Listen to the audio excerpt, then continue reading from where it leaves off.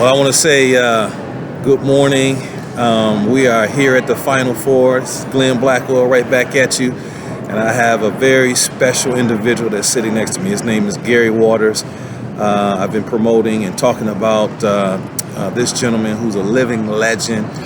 He's a native from Detroit, and he has over 40 years of coaching, 22 years of a head coach, 5 years at Kent State, 5 years at Rutgers, 11 years at Cleveland State, and we're here at this Final Four and just enjoying it.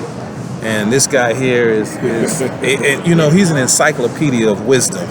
And so I told him, since I've met him, that he can't get rid of me. So I'm gonna be in his back pocket, just pulling on him because he has so much wisdom, and we're just excited to have his presence at our breakfast coming up this is April, and in a couple of weeks. Yeah. So we're going to be having our breakfast for our Coaches Appreciation Breakfast by the Fellowship of Christian Athletes on Saturday, April the 22nd at 9 o'clock at Brightmore Church. And so, Coach, talk to us.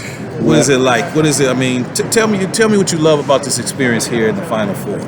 Well, this is a great experience because there are many coaches that come here throughout the country. Right. And they all come together at one time. But what I don't think a lot of people understand is they get so caught up in the game. They think the game is what this is all about. Right. But this is really the convention for the coaches once a year. So this is the time they can learn, they can get education. Right. They can understand what's happening. They can even try to get them a job if they want to at this venue. Yes, and the networking. Yes. So this is my first time on this side. I've always come as a fan, but the networking that takes place here. Oh, yes. And for any coach to have. And so now what we're trying to do is take this experience and wrap it into a Coach Appreciation Breakfast with your experience that you bring to the table. So in your 40 years of coaching, you look back, what is the most rewarding feeling of all of what you do or have done? Well, the biggest thing, and I talk about this constantly when I communicate with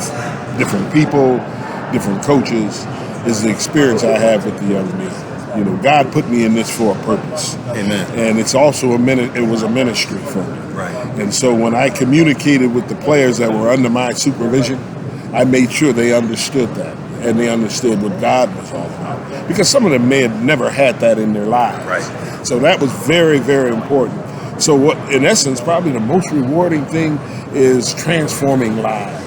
That was my whole purpose, to transform lives. Right. I know when I first came into the business, I was just coming back from Europe, playing over there, and I sat down with the Lord and I asked him, said, you know what, I'm tired of chasing a dream right now.